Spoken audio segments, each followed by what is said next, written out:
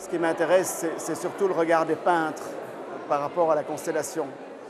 Donc, jeune, j'ai commencé à beaucoup regarder les ciels de Van Gogh, les constellations de Miro, tout l'espace spatial de Fontana. Enfin, il y a toute une culture. Ce qui m'intéresse, c'est l'homme, le regard de l'homme par rapport à l'outil de la peinture.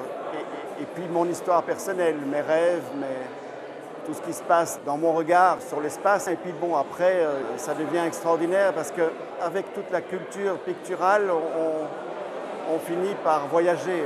L'esprit peut, avec des pinceaux, de la matière, voyager très loin. Et c'est ce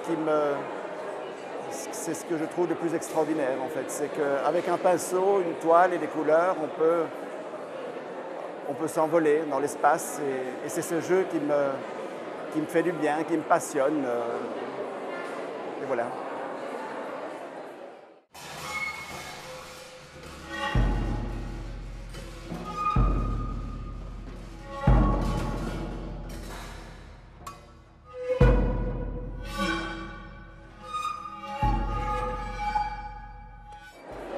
Je pense que la sphère, elle était quand même au point de départ des constellations, mais je ne sais pas si vraiment c'est le but pour moi faire les constellations, mais ça arrivait sans vouloir parce que je vais essayer déjà écrire quelque chose à ces propos-là. Ce n'était pas vraiment quelque chose que je me suis intéressé de départ, hein, parce qu'on n'a pas toujours des choses tout déterminées, des intérêts. Ça vient toujours un peu au fur et à mesure. Mais c'est-à-dire que moi j'ai commencé à travailler avec fer forgé. Et fer forgé, c'est l'acier qui est chauffé à blanc. Donc évidemment, on a tout de suite la notion de l'espace d'intérieur. Donc l'espace d'intérieur, qu'est-ce que ça veut dire? Oui, jusqu'aux molécules, atomes, etc. On y va. À un moment donné, donc, je me suis dit, je ne vois pas la matière parce qu'il est tellement incandescent qu'il m'éblouit. Et je rapprochais plus en plus, donc faire la forme sphérique. Donc à un moment donné, j'ai choisi la sphère qui était la forme la plus parfaite qui existe. Et après, elle était devenue réfléchissante parce que je l'ai commencé un peu polir. Et quand on le polit, donc ça réfléchit les choses. Donc je suis passé d'espace d'intérieur sur la superficie, c'était un peu la géométrie non euclidienne que j'ai exercé entre guillemets là-dessus. Et quand elle était réfléchissante, donc m'a envoyé vers l'extérieur. Donc l'espace extérieur. Pour moi, l'espace extérieur il était évidemment tout d'un coup tourné le plus loin possible. Donc c'est dans l'espace. Et donc évidemment, en même temps, j'ai commencé à m'intéresser à tous les autres artistes qui pourraient déjà avant moi s'intéresser aux constellations. Notamment, il y en a un qui m'avait frappé beaucoup. C'était l'écrivain, pour que je ne raconte pas de bêtises, suédois Strindberg, qui a fait des photogrammes de ciel, des constellations. Et une fois, j'ai découvert ça dans une exposition quelque part à Düsseldorf ou à Bochum, où je ne me rappelle pas. Mais ça m'a frappé. Ça tombait juste au moment où j'ai commencé à m'intéresser à l'espace extérieur. Donc c'était un des premiers éléments qui me vient tout d'un coup à l'esprit. Hein. Il y en a bien d'autres hein, qui s'est orienté donc vers le ciel.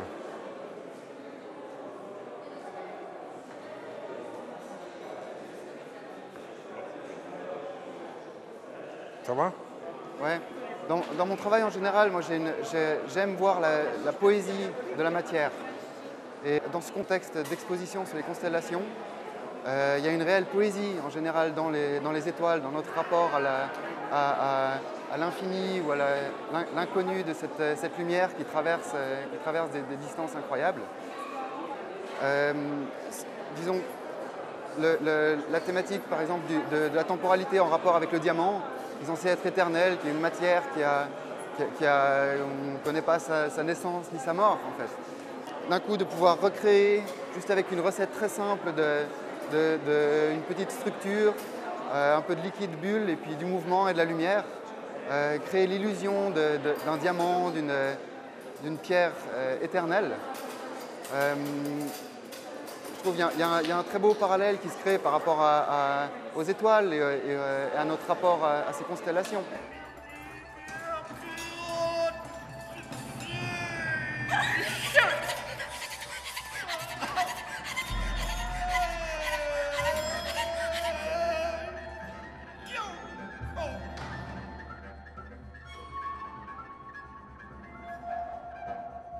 Le diamant est éternel. C'est quelque chose que je trouve assez intéressant. C'est la matière la plus dure qui est sur la Terre, cette matière. Et de mettre ça en parallèle avec du liquide, avec une bulle, qui est une des choses les plus temporaires ou les plus fragiles qui est. Ça a un cycle de vie extrêmement court, quoi. Et en même temps, ces pièces, elles sont bloquées dans une boucle qui est éternelle, elle aussi. C'est un espèce de cycle de création et de destruction et de recréation permanent. Le diamant est une matière organique, c'est fait d'une structure totalement organique, comme la bulle. Donc on se retrouve dans quelque chose de très proche. Et ces jeux de lumière et d'étincellement, moi, ça m'hypnotise. Enfin, je peux rester des heures en train de regarder ça. Et c'est presque le même effet que le diamant peut avoir, cette espèce de magie, de jeu de lumière.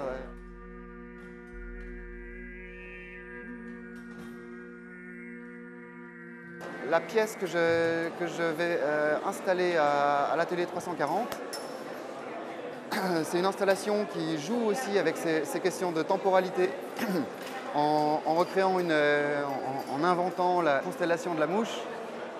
Qui pour moi, la mouche symbolise ces cycles de vie qui sont extrêmement courts et la matière qui est en perpétuel mouvement et recyclage, si on veut.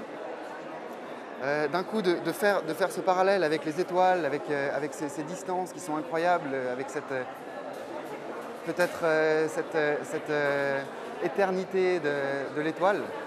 Je trouve ça intéressant du coup de recréer une constellation avec des diamants sertis dans le sol en forme de constellation de la mouche.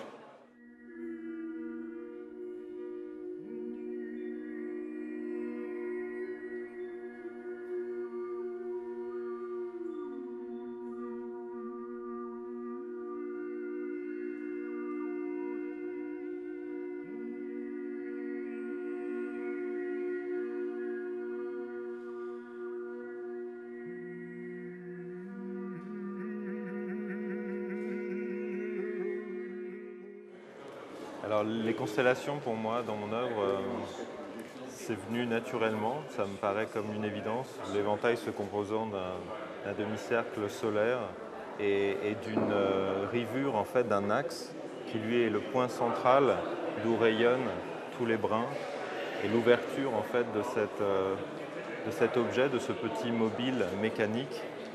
C'est pour moi le support à une frise, un déploiement dans l'espace et dans le temps qui est matérialisé ici par l'espace-temps de la constellation. Alors avant de venir et en ayant vu les photos des travaux des autres participants, je pensais vraiment que mon travail était un peu en dehors des clous ou pourrait difficilement s'inscrire parce que je suis aussi tourné vers l'artisanat d'art.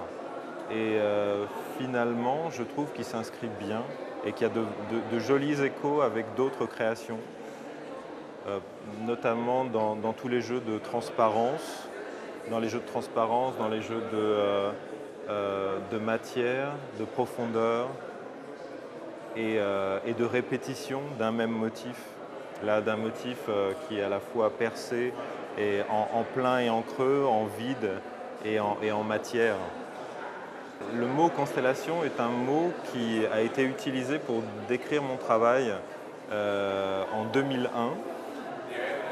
La toute première exposition que j'ai faite au Musée de la Mode était justement une invitation à découvrir mon travail sous le thème des constellations. Et et de différents en fait, aspects du travail en éventail, que ce soit les matières, les jeux de matière, les jeux de pli, de pliage et les jeux de transparence et de texture.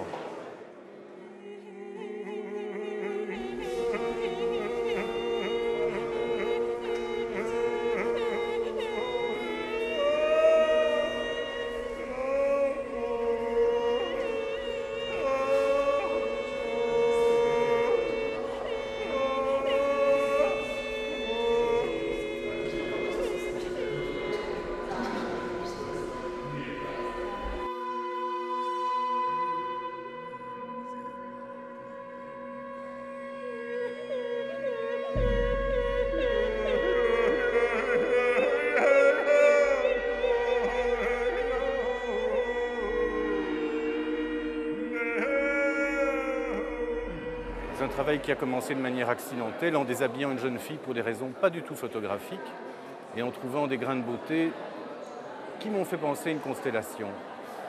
Et je me suis embarqué dans cette idée.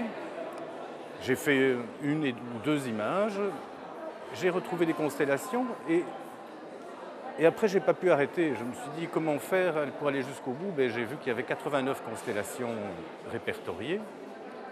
Et je les ai toutes trouvées. Ça m'a pris 3 ans et ça m'a bien occupé. C'est une occupation très intéressante que de déshabiller des jeunes filles d'ailleurs. Donc, je regrette qu'il n'ait pas eu 523 constellations, par exemple. Voilà. Et sinon, le sens de ça, c'est se servir d'une chose pour en montrer une autre. C'est se servir du corps pour montrer le ciel, voilà. Un microcosme, un macrocosme. Ce qui m'amuse, je crois que je suis un joueur, ce qui m'amuse, c'est d'aller jusqu'au bout d'une idée. Donc de partir d'un accident cutané jusqu'à un accident stellaire. Et d'aller au bout, le côté mathématique et jusqu'au boutiste m'intéresse. Voilà. Mais sinon, je n'ai aucun mysticisme par rapport à ça. Je suis quelqu'un qui n'est vraiment pas mystique. Donc pour moi, ce qui m'intéresse, c'est le mapping. C'est un peu comme le jeu Drawing by Numbers, relier les points. C'est cette idée-là qui m'intéresse plus que les gens qui vont trouver les signes du zodiaque et être émerveillés par ça. Et donc il y a un rapport à l'astronomie, mais pas du tout à l'astrologie, par exemple, qui est une chose qui ne m'intéresse pas du tout. Pour faire tout ce travail, j'ai utilisé, à mon avis, une 60aine de modèles que je n'ai eu aucun mal à trouver, parce que c'est visiblement une idée qui séduisait les gens. Et parfois, il y a des points qui sont accentués, mais il n'y a rien qui est inventé. Voilà. Je veux que ça reste malgré tout photographique. Sinon, c'est vrai que j'aurais pu peinturer sur une seule personne tout. Mais ça aurait été moins amusant. Là, il y a le côté quête, comme ça, de se dire « Ah, il me manque cette constellation, où je vais la trouver ?» quoi.